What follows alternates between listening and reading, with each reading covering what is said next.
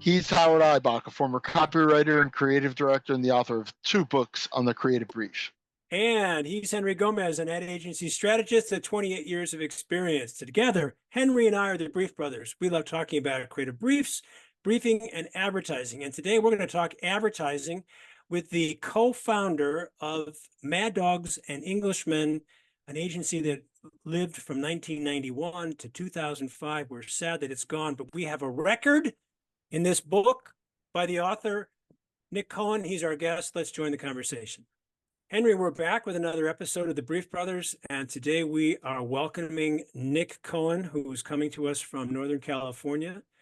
Nick has written a new book called Honest, a true story of a ridiculous attempt to make advertising more truthful. It is a beautiful book, a handsome edition. It's a wonderful read, and I highly recommend it. And we're going to talk to Nick about his story. But first, we want to say to Nick, welcome to the Brief Brothers. Henry and I are delighted to have you. Thank you. I'm happy to be here. Excited to be here. Well, as we all can see, it's a beautiful day in Northern California, out the window in Nick's office. And we're grateful to have you in this conversation. We interviewed a co-founder of an agency that Nick put together in the 1990s called Mad Dogs and Englishmen. That co-founder was Robin Hafitz, and she was a guest on our show. So it's kind of nice to have the whole crew here, the founding crew here to continue this conversation. So before we get to talking about your wonderful book, Nick, why don't you tell us a little bit about your background? How did you find your way to advertising?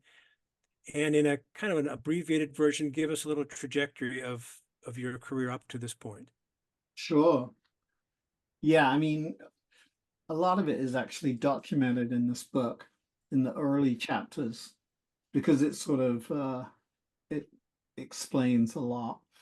But basically, I was like a terrible student at school. I don't know. I always bunked off school. I could never get into it, and then I got lost. And it's like, if you miss a few math lessons, then you have no idea what anyone's talking about. So you're sort of lost even if you want to try. So I kind of abandoned school pretty young. And my parents were really worried about me. Like, what is he going to do? And I was good at art, and I was quite good at like writing or, English. That was the only things that I was good at.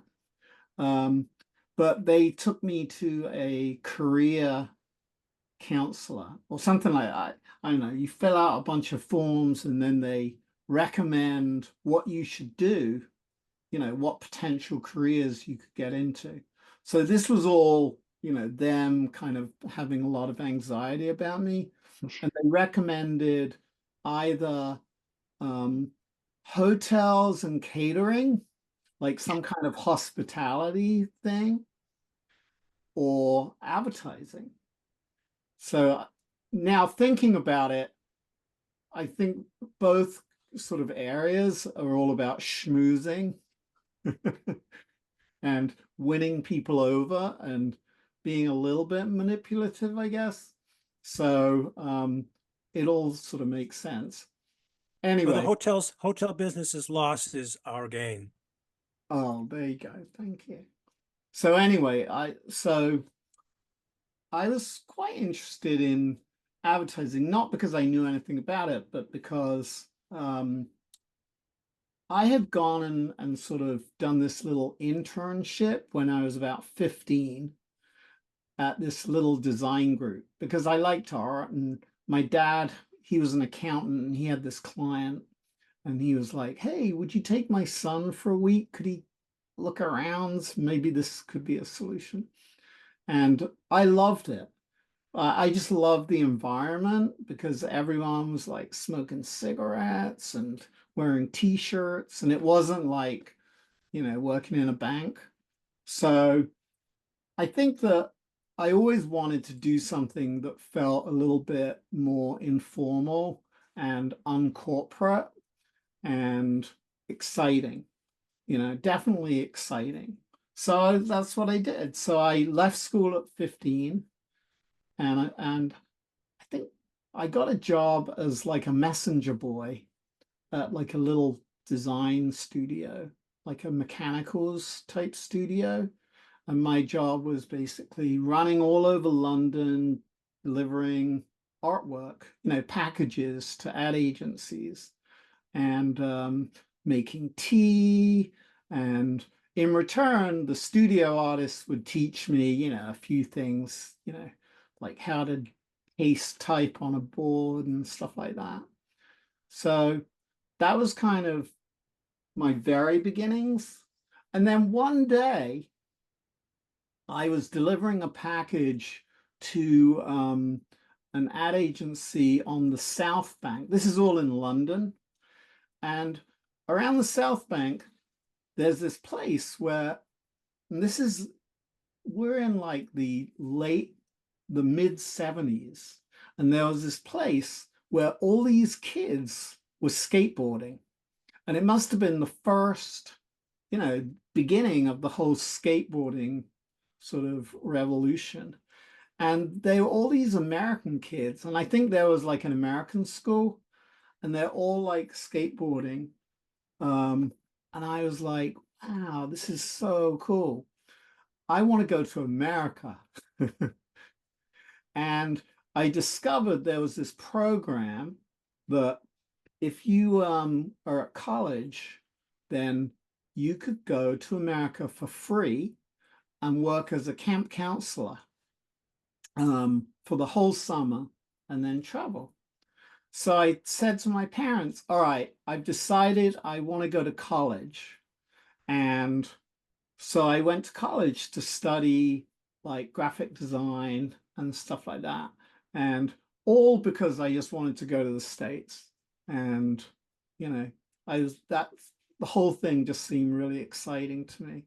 So I think I think I got into advertising mainly because it seemed like a sort of fantasy sort of job. And it ticked all the boxes of like, ooh, where could this take me? That's a very long answer to a very short. No, that's a great answer. And Henry and I have asked this question of almost all of our guests, and we hear versions of this. It's like, well, I didn't take the direct route. Right. Or if we hear people who say, I did take a kind of a direct route because it seemed like a cool career idea, career path. There's something unique about each person's path to that. Yeah. So this is fun. And as we're going to discover in talking about your book, that story to me reflects your whole attitude toward advertising as an industry and creativity, especially as a way to sell products and services. So after your internship and you did some traveling, Yeah. what was your first, did you get your first job in the United States, or did you come back to London and get your first agency work? It was all here. I'm just going to shut the door because people are yelling now.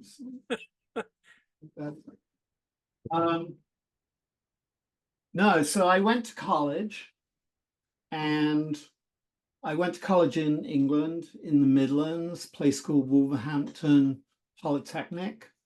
And, you'd sort of you're learning basically how to design business cards and identities and stuff like that.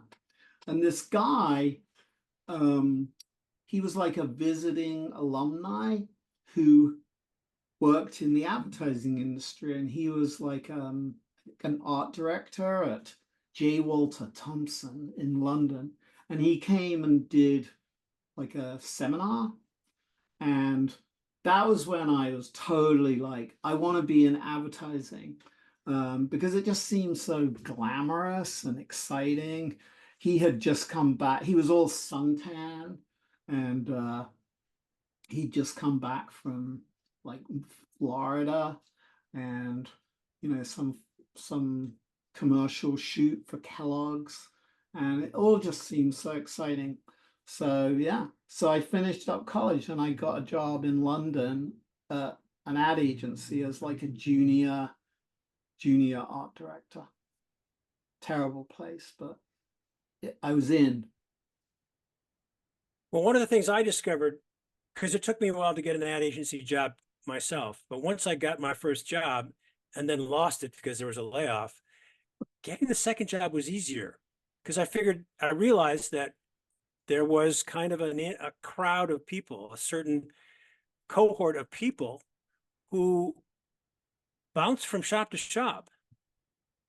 Right. It was hard to get that first job, but once you got in, you started building a network. You started to know who was the creative director here and who was the creative director there. And this copywriter was saying we need an art director, and this art director said we need a copywriter.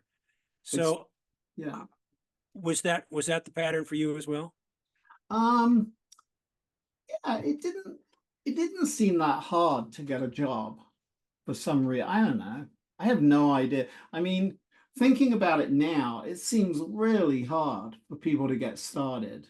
You know, I guess people use, well, I mean, it used to be that you would find a recruiter and the recruiter would kind of help you get a job. But now it just seems it's very difficult, and it's all algorithms and a lot of luck. I mean, probably in the end, it's a bit of networking. So, oh, look at this dog. The dog. Sorry. Well, not Those are horses. Those are horses. I know. It's a big Irish wolfhound. Well, one of the most interesting parts of your book. So why don't we turn our attention to that, is the fact that at some point in your career you said, I'm done. I'm tired of doing this work at an agency. I have no plan. I have no money. I don't have an office. I haven't got any clients, but I'm going to start an ad agency. Yeah. And I think to anyone in our business, especially creatives, we'd all say, yeah, perfect, go for it. Mums and dads around the world would say, what? Yeah. Are you nuts? But you made it work. Talk to us about how that all happened as an entree into your book. Well, I think I sort of, you know, I got into the industry and I was sort of doing work. And I don't think at any point I ever actually thought about what I was actually doing, like the fact that I'm working in advertising and what advertising is, and the fact that you're essentially trying to sort of win people's favor, get them to part with their money, you know, the whole sort of commercial side of it. I just saw it as like, oh, it was a fun social business to kind of be in. And when I started actually looking at the work really closely, I suddenly had an aversion to the work I was doing, because I was like, God, it's so manipulative and, you know, dishonest and I don't know. I just sort of got really down on it. I sort of found that a lot of ads, the way they talk to people, they talk to you like you're stupid or something, you know? And I just sort of got a bug up my ass that I didn't want to do this anymore. So parallel with that, I had started to do, so I was working at that time for Ogilvy and Mather. So, but parallel to that, and I was always getting very frustrated. Everything took so long to get made, and there was so much research and data, and it was just really difficult. But parallel to that, my wife was in this theater group, and they were doing like this off-Broadway production. And she had said to me, oh, would you come down, and we're having a really hard time like getting anyone to buy any tickets for this show. So would you do a poster for them? And so I went down and I saw this show, and I don't know, I'm never really that into that kind of theater, that sort of avant-garde theater. But I saw this show And I was like, all right, I'll help them, do some posters. And they were doing, it was like this very lewd production of Midsummer Night's Dream. And so I was like, all right, well, how can we get people to see this? Maybe if we sort of promote it as though if it was today and the big themes were in the newspapers, like fairy queen in donkey sex scandal drama, that kind of thing, it'll be pretty popular. So let's just try and do work that sort of pop, instead of being highbrow about it, let's be really lowbrow. So I made these posters and we put them all over Soho and they sold out the show. And I was like, oh, wow, this is amazing. So you can actually come up with an idea, run it, and it works, and something dramatic starts happening. And that wasn't my experience working in the bigger agencies. So I just sort of decided I just wanted to like have a bit more control and just sort of do my own thing. And that's how Mad Dogs really started. Well, that's, what I'd like to ask is, you call your book honest exclamation point. Yeah. And the subtitle really is revealing. It's a true story of a ridiculous attempt to make advertising more truthful. When anyone is asked about advertising, truthfulness and advertising don't show up in the same sentence, because we are considered right down there with used car salesmen as the most, unethical. Yes. Well, what you're doing in what you did and what you brought to the world of advertising through Mad Dogs Right. was shocking and exciting in its honesty, because it took an approach to the product or service that others were afraid to embrace, which was, well, let's just talk about what it really is. And I recall one of the posters you did early on for this theater group was, correct me if I don't have it right in front of me, it was something like 2 hours of 2 hours of air conditioning for $7, because the play was in the middle of the hot, ridiculously uncomfortable, terrible hot summer of New York City. Yeah. And you actually, the client loved it, but they said, well, hang on a sec, we don't actually have air conditioning. And you had to go out and rent these gigantic fans to at least be truthful to the idea. But they embraced this. Yeah. I think that my sort of part of my ambivalence about advertising was that it all felt very kind of not very respectful of people. It was almost like trying to bullshit people. So I was like, I just want to be really honest with people, just tell them how it is. Because I think that like with friends and stuff like that, if you're really honest to your friends, then they love you forever. It's how we communicate, it's how we build trust. And so why isn't advertising, why is it so full of shit? And let's just go overboard in honesty. I mean, actually, a better example of like a really honest poster was we did a poster for a Dostoevsky play where we warned people not to go and see it because they might get really depressed and bored by the whole thing, and that they might come out, just sort of feeling very sad. And so that was our poster, it was a big warning. Is that this one? That's it. This is I don't know if we can see it, but it says warning, this is a very heavy play. It's real long. It will leave you feeling sad and empty.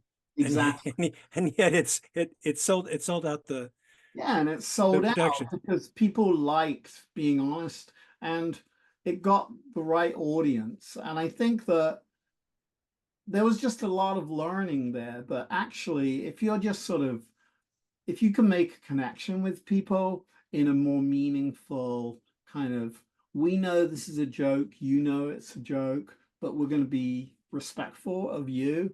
People will love you. And so why shouldn't that be the same for, whether it's a theater poster or any brand? Why can't we be a little bit more sort of genuine with people? And this helped you really launch uh, a great name for yourself as Mad Dogs and Englishmen. To what would you say was it this honest approach that you think you can credit for the success of the agency, or your success in getting clients who would welcome this approach, or both, or something else? I think a lot of the work we did, that this very honest work, got quite a lot of press. So it got picked up, and we were always like, we're not going to promote ourselves. We're just going to do good work, and then we're going to, send the work off to magazines or hope it gets noticed. And that's pretty much what happened. And this was without social media or any of those. And I think also because we had a kooky name, and at the time, ad agencies, they were named after the initials of the founders. So nowadays, there's a zillion agencies with crazy names, but which is good. But I think a combination of that and the fact that the work we were doing was very different to what was out there, made us something that journalists quite enjoyed writing about. Yes. And, the type of clients we get, it was like a kind of, if it was like a triage in a hospital, we would get the very sick or the desperate. We'd get people who'd they'd tried everything else and they were looking for a miracle. So they were like, maybe we should call these people. They seem to sort of, try and hit home runs here and there. So yeah, we got those kind of clients. And yeah, they were either very sort of desperate or a little bit in a fantasy and maybe a little unrealistic. We never got normal clients that had regular timelines and proper budgets and stuff like that. It was always like, we were the last chance saloon. Well, I glommed onto one of your critical learnings. You ended almost every chapter with a critical learning, and I glommed onto a couple of them, and I used those as fodder for my own, posts on TikTok, as I mentioned to you. Oh, good. Because you were talking about the quality of creative and how we have to go about thinking about creative, and I was relating them back to the importance of the brief, which of course the brief is the first step of the creative process. As you know, Henry and I love talking about the brief, and then we springboard from that to other aspects of the industry. Sure. But let me just grab one that I thought was particularly insightful. It's early on in the book. You say here, the truth peddlers who dream up tabloid headlines and are masters of creating instant curiosity and interest from any storyline. They aren't allowed to be boring ever. When writing ads, thinking of what would get those editors' heads nodding ain't such a bad approach. Yeah. Now, I thought that was, as a creative myself, I'm no longer a practicing creative because I'm a teacher, but when I was thinking about ideas, when that was my job, that was a great way to approach it. Although I don't know if I could have articulated it when I was in the industry. But now that I'm thinking about what's going to influence a good brief that will inspire creatives, right, that thought, you cannot afford to be boring. If a brief is boring, you're going to get boring advertising, right? I forget who it was who said it. If you don't inspire with your brief, how could you expect inspired creative? Yeah, exactly. It's funny that sort of equating it to a good newspaper headline or something like that. I remember in my second job, we worked for, I was at a client meeting and we were doing work for Times newspapers, and they had just been bought by Rupert Murdoch. So the editor, all of those people, they were all like these kind of brash Aussies. And I remember we had to present some radio scripts. So we're in this meeting, we're in this meeting, and the client was basically just getting really frustrated. He's like, guys, you've taken 6 weeks to like do this and it's complete rubbish. And then he basically gets his typewriter and just starts banging out a radio script and, ripped it out and said, well, what about something like that? And it was actually pretty good. But his complaint was that they put a newspaper out like overnight. It's like instant. When things happen, they find a solution. And the ad industry is so slow to do anything and to react. And I think that they operate in a very intuitive kind of, they understand their audience and they connect with people way that just came very, very naturally. And I think that advertising, we tend to overcomplicate it. So there was a really good learning for me, there, just in terms of don't overthink it. Come on, just be really spontaneous. I saw something not that long ago on LinkedIn where someone was commenting on the fact that newspaper headline writers, and the person who writes the story, I was a journalist for about 5 minutes years ago. Yeah. And the person who writes the story is not the person who writes the headline. There's a separate headline writer. And these headline writers are really good. And as you said, they've got 5 minutes to write a headline because they have to get the paper out. They have a deadline every day. So this comment I came across on LinkedIn was essentially lamenting or complaining about newspaper headline writers haven't got the time to to wrestle with an idea. They've got to crank it out. We advertising folks could learn lots from these newspaper headline writers. You piled on with your comment about how much time or lack of time that they get to do that. And we could learn from that. I found that fascinating.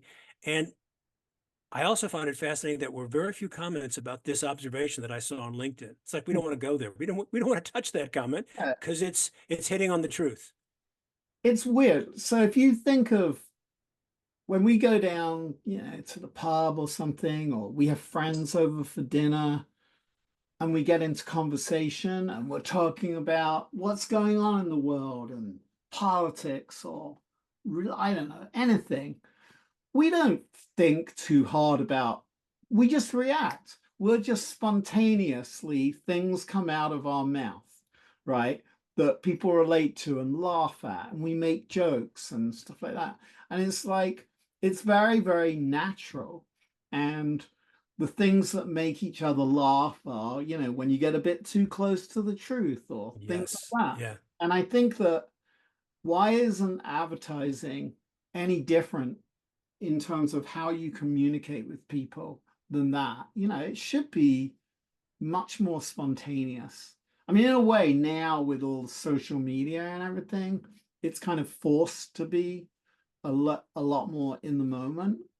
But I think that there's so much overthink and why do you think that is? Why do you think that is? Why does it take 2 weeks to spit out a few advertising ideas rather than a few hours? I don't think it takes 2 weeks to do it. I think that most creatives procrastinate for a few weeks and then spend 5 minutes on it. Or,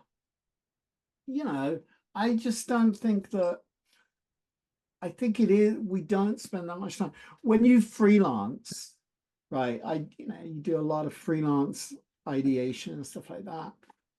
You pretty much, you read the brief and you're like, all right, what are we doing here?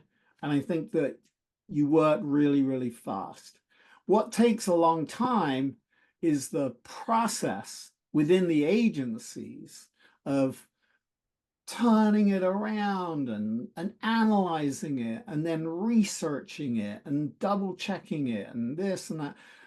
It's all of that that then takes weeks. So, for example, let's say if you're working on like a Super Bowl spot, I bet nobody spent more than about a day, or nobody probably had more than about a day to actually come up with the ideas, because you're briefed and you have to hand stuff in really quickly. But then it just takes forever for things to kind of get sold through, and they want zillions of options, and it's just a lot of waste of time. I think there's a great deal of truth in that, because usually for a Super Bowl ad, you're bringing in the most senior people, maybe even freelance senior people, and they'll crank out an idea in an hour. Yeah. Now, you had this brilliant opportunity with Village Voice, and when I was looking over those ads again in your book, it's like I'd forgotten about that campaign. I haven't seen it in a long, long time. And it brought back all kinds of great memories from seeing the ads and the award books. And I thought about Howard Gossich's comment. He said, I don't know how to talk to everybody. I know how to talk to somebody. And to Right. me, these ads are brilliant examples of I know who I'm talking to. I know exactly who I'm talking to. And I can talk to one person who reads the Village Voice, and maybe it's not the actual reader, it's the editorial staff, as you were commenting in the book. The editorial staff has a rather jaundiced view of what we do to help sell the work that they crank out every day. But as I read these ads, or reread them after so many years, I said, this is exactly what Nick means when he's talking about being honest. If we aren't going to talk to our audience in a way that they understand, that they get, we're going to fall. We're going to fail. We'll fall on our faces. Exactly. I mean, the guys, Michael Reich and Shalom Auslander were the authors of a lot of that voice work. They were young kids who they were just so cynical and contemptuous of advertising. So, when they get a brief or something, the first thing they're going to do is just sneer at it, because it was like, ugh, advertising. So it was very natural for them to sort of write in a kind of representing the naysayers, right? That came really naturally to them because that was the truth as they understood it. And it's really, really funny because, the truth is the truth. I always think that, like, the best way to look at, sorry, I got a fly running. The best way to look at, like, if you're doing writing and you're writing ads, if you think of, in a way, it's the same as stand-up comedy, right? Yeah. We're a comedian at a club, right? And there's a whole audience. There's going to be the drunk people. There's going to be the tourists. There's going to be the people who are like, they'll laugh at anything. But then in the back, there's going to be that cynical bastard who's like, you're not funny. You know what I mean? There's going to be that person who nothing makes them happy. And they're just sort of bitter and angry. And if you can make that person laugh and smile and go, all right, that's cool, you'll get everyone else. So I was always like, how can we get the most cynical anti person to kind of like us, right? So it makes it really easy.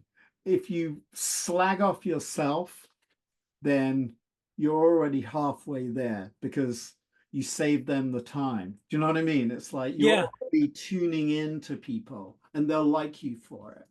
you know?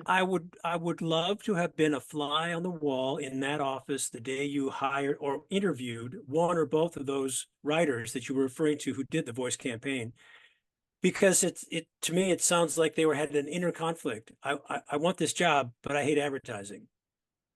Yeah, but I think that they kind of liked the fact that I was like, look, you can do whatever you want here, so long as what you're doing feels authentic and it's honest to yourself, but also it's respectful of, you know, the people you're talking to. Right. In other words, I didn't want any work to be mean-spirited, to make people feel shit about their lives or anything like that. I don't mind if we turn the joke on our clients. So it can't be unkind or mean-spirited, but it has to be sort of having a sweet honesty about it. And they were like, okay. So yeah. So if circumstances had been different and you could have kept Mad Dogs and Englishmen going. There was a comment in the book about whether you had run the entire vein of this honest, often self-deprecating look at the product or service that you were doing. Do you think this kind of approach to advertising would still work today? Is this something that's missing in our industry?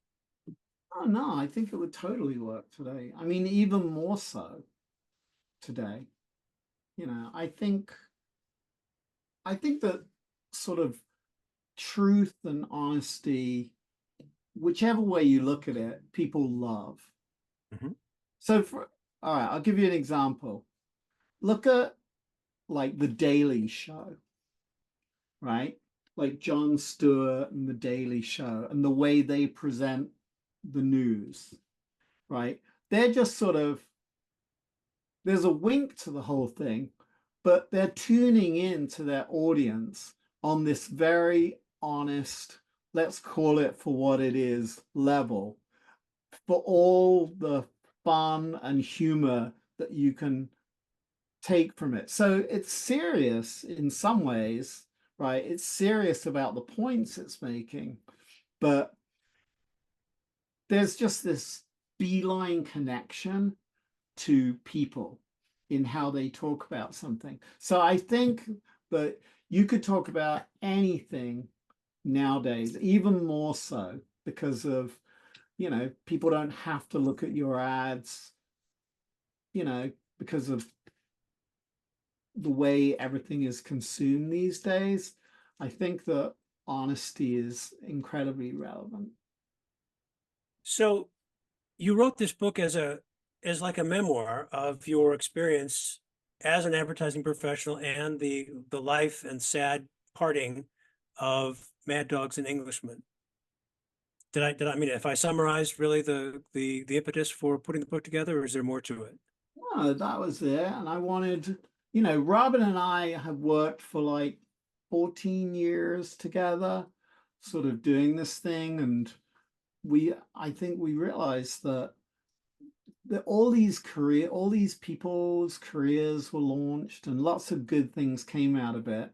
And, you know, then it went away. So I just wanted to almost like let there be a record of that story. I mean, that was pretty much it. It was like, let's just make a record before, so it doesn't get completely lost.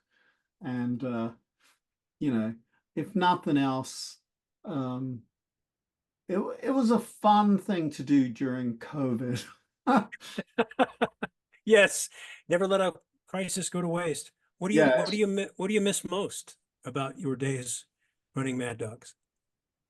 Huh. I guess you know, people just sort of being together. It's funny, it's like nowadays, everyone's so keen to work in this hybrid, you know, way where nobody's together anymore. And the whole experience of working in a place and coming to work every day and making friends and, you know, just sort of having all these different interactions with people, that's gone. And it's like it's dispensed with because it's inconvenient to people. And I think the thing that I miss the most is being around people and the friendships that you make and, you know, that.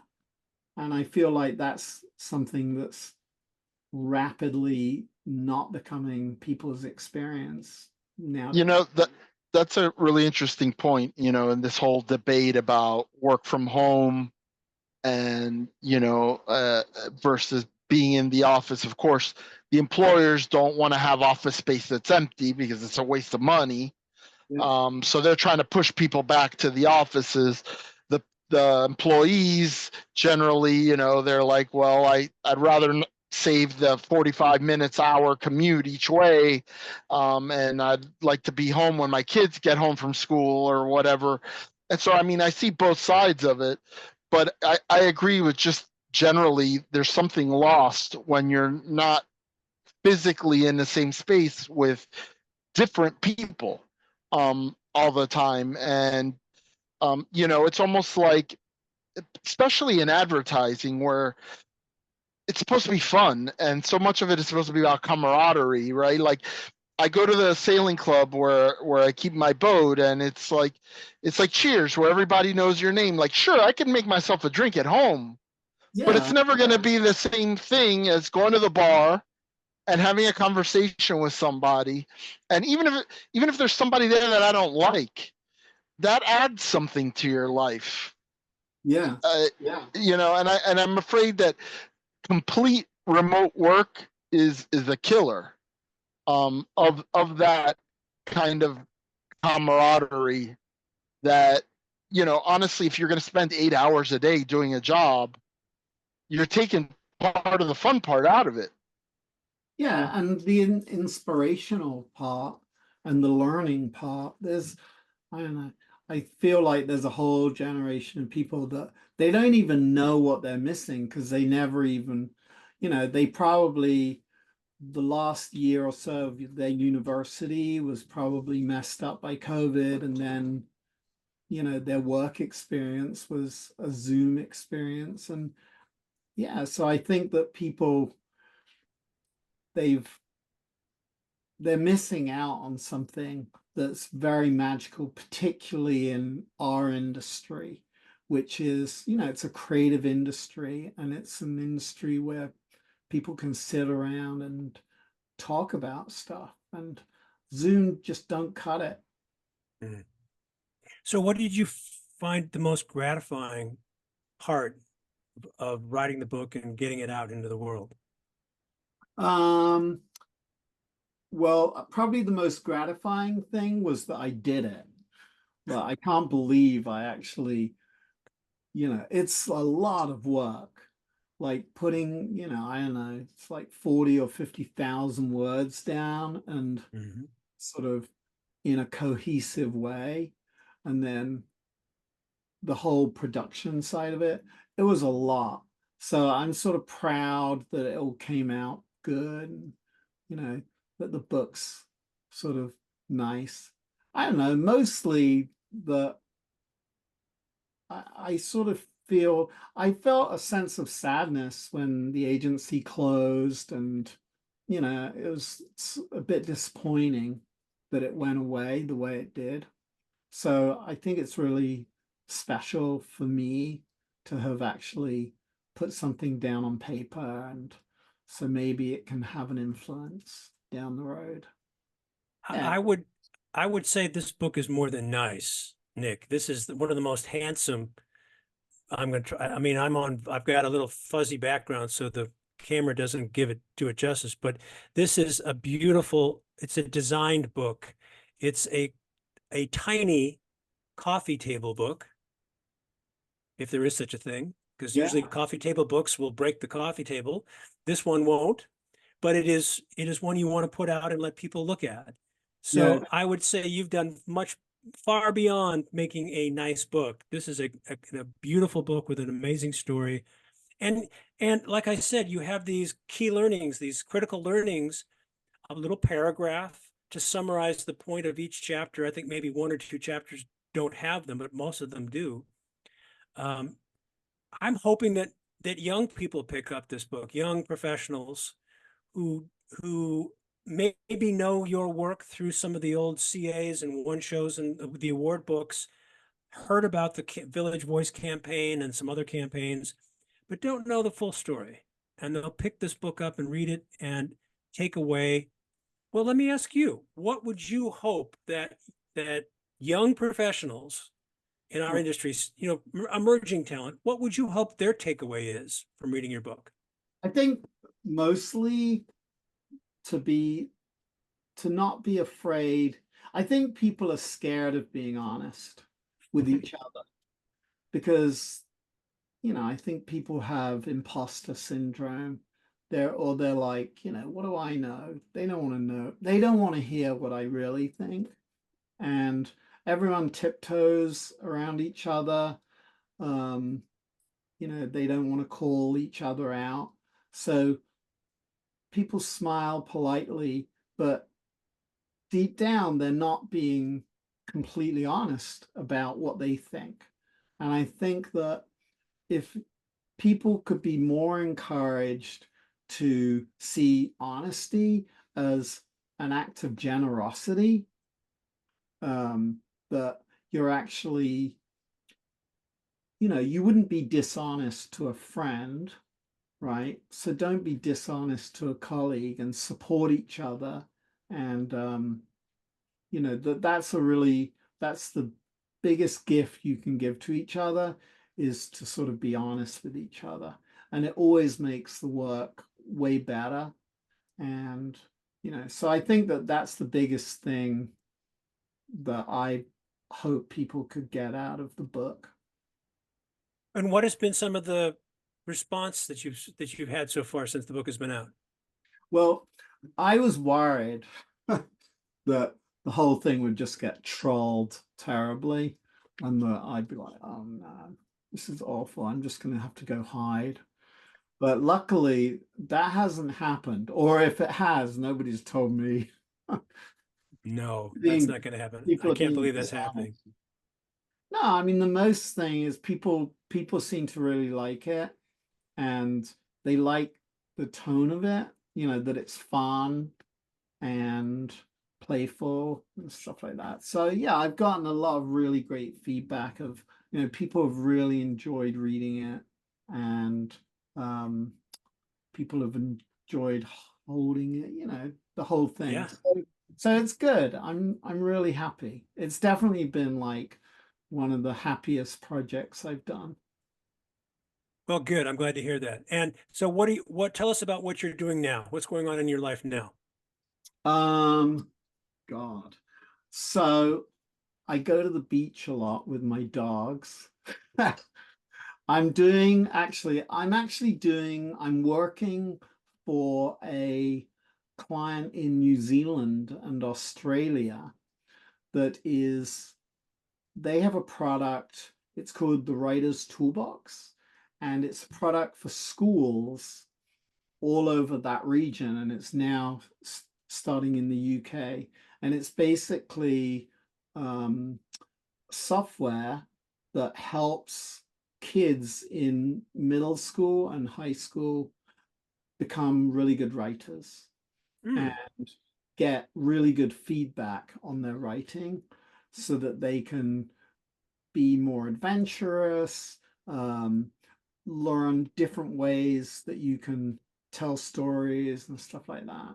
And so it's really fun to do because it's sort of, it's teaching school kids. It's getting kids to be really confident about their own writing. So for some reason, this client found me. This is actually before I did the book. They found me because they really liked my LinkedIn, my bio, and they liked my style of writing.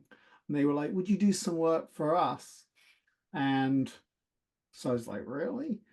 So now you have to remember, I was terrible at school, right? So I got terrible marks at everything. So the fact that a company that's run by like professor of English and all these teachers and educators, Actual educators. yeah, like the real deal, they want me to sort of help them and almost, you know, be their essentially their creative director. I'm like, I think that's Well, I mean, this is a topic we could probably go on for a long time about, but you know, I think we wouldn't be the first to observe that the educational systems in a lot of our countries aren't necessarily set up to get the best out of all types of students or all types of personalities. You know, and we've seen it here in the States, like, you know, they've gotten rid of like recess, they've gotten rid of physical education. So imagine you're a 12-year-old boy daydreaming, you know, you're stuck in a classroom, you can't go, what you want to be is climbing trees and camping out in the woods and building a tree fort, and you're stuck inside this warehouse basically for. So, you know, I applaud anything that's like an alternative to that, and because otherwise we're just discarding the kids that don't conform to that kind of environment, or we're just turning them into robots. We're drugging them, by the way. We're filling them up with drugs so that they can tolerate the 8 hours a day in the classroom. Something's definitely got to shift with education in terms of identifying earlier on, you know, who are the kids that are more creative, and which is another thing is that, you know, I'm not the first one to have this thought, and I know that there's been studies into it, that kids in kindergarten are creative. They all are creative, and then we kind of beat the creativity out of them. Like by the time they're seniors, oh, I can't draw, I can't write, I can't act, I can't, you know. Well, kids lose their confidence. So it's really lovely working on a product that is all about building kids' confidence and self-expression and helping kids find their sort of natural voices that's very unique to them and sort of championing that. So it feels like, as somebody who worked in advertising and definitely destined to go to hell, I might be able to sneak my way to a better section. Well, you're making amends. Yeah, Yes. I think I speak for Henry when I say, please ask your client, when are they introducing this product in the States? We need it. Yeah, no. And probably Canada and lots of other places. Anything that can foster a confidence in writing, because I think we all can write. You don't have to be Shakespeare or Hemingway or anyone else at that quality to write. You can tell your own story. Yeah, it requires some tools and just a little bit of confidence. Yep. So, well, Nick Cohen, author of Honest and the co-founder of Mad Dogs and Englishmen, circa 1991 to 2005. Rest in peace. We are so grateful that you brought that thinking and all that work to our industry that we can look back on and cheer and say we need to do more of this. Thank you, Nick, for joining Henry and me on the Brief Brothers. My pleasure. Thanks, guys. Good stuff, Henry. Good stuff, Howard. He's Henry Gomez. And he's Howard Ibach. Together, we're the Brief Brothers. Till next time. Bye-bye.